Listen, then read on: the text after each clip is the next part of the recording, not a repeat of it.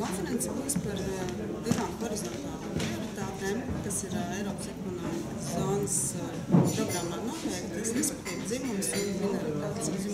Šis konferences mērķis faktiski ir izglītojuši, vairāk izglītojuši. Sākotnējais mērķis bija mērķu auditorija. Šis konferences bija citu programmu operatori, tādi kā citas sabiedrības integrācijas fondi, citās dalībvalstīs.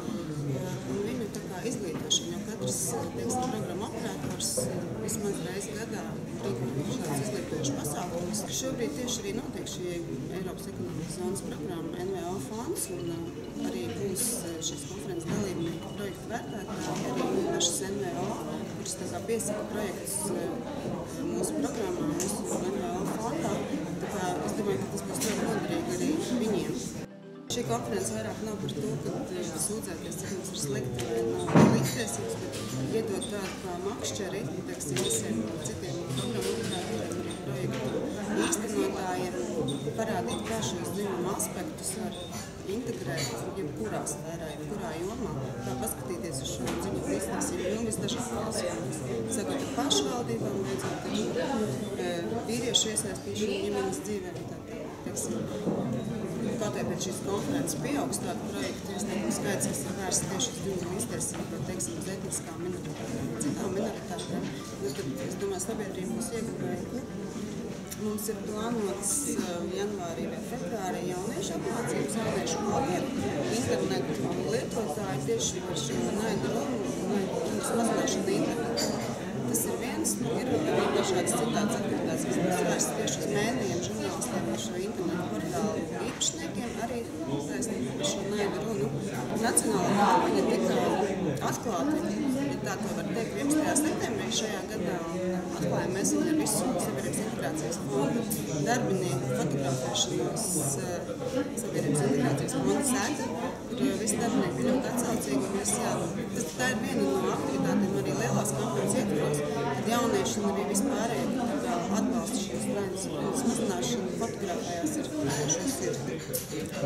Vēl es vēlētos piebilst, ka sabiedrības integrācijas fonds ir šīs kampaņas no Ēķeba pret naidu runu koordinators Latvijā, kas ir viena no Eiropas padomes lielās kampaņas aktivitātēm, kur katrā Eiropas padomes dalībvalstī tiek īstenotas aktivitātes tieši pret naidu runu internetā. Sabiedrības integrācijas fonds arī ir aktīvi iesaistījies šajā kampaņā.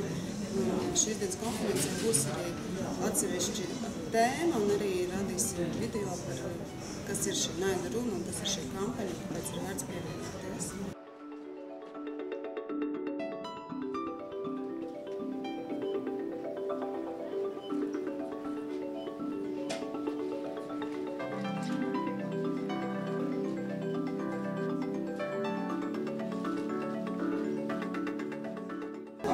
Es domāju, ka lielākā daļa jau zina, ka sabiedrības integrācijas fonds ir publisks nodibinājums, un dibinājusi ir valdība, un kurš ir izveidots tāpēc, lai īstenot Latvijā programmas un projektus, kas ir saistīti ar sabiedrības integrāciju, ar pilsoniskās sabiedrības veidošanu, gan arī ar demokrātiju un labu pārvaldību, protams.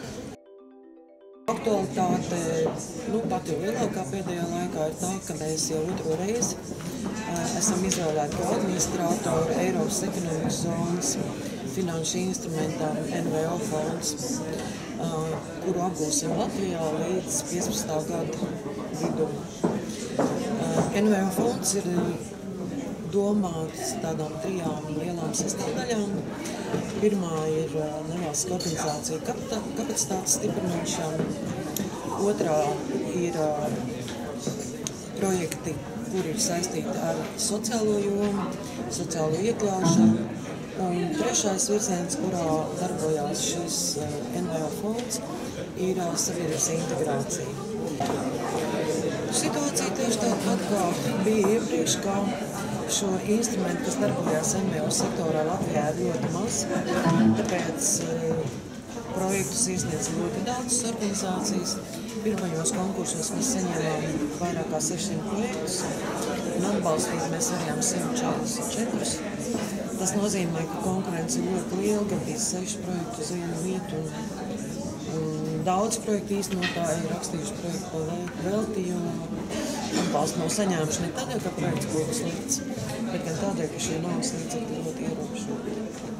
Šogad gada beigās arī noslēgsies viens no konkursiem, un nākamgad arī vēl plānot ir 2 konkursi tieši projektu programmā.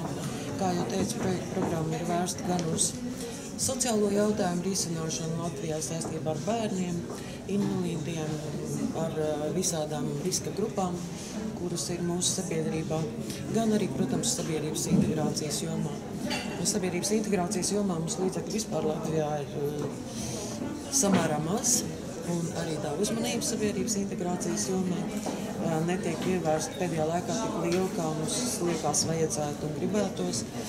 Tāpēc šis instruments ir ļoti nozīmīgs, jo šeit organizācijas, tā skaitā mazākumtautību organizācijas, varēs piedāvāt dažādus risinājumus tieši gan dažādu iedzīvotāju grupu, gan dažādu tautību iekļaušanu mūsu sabiedrības ikdienas dzīvē.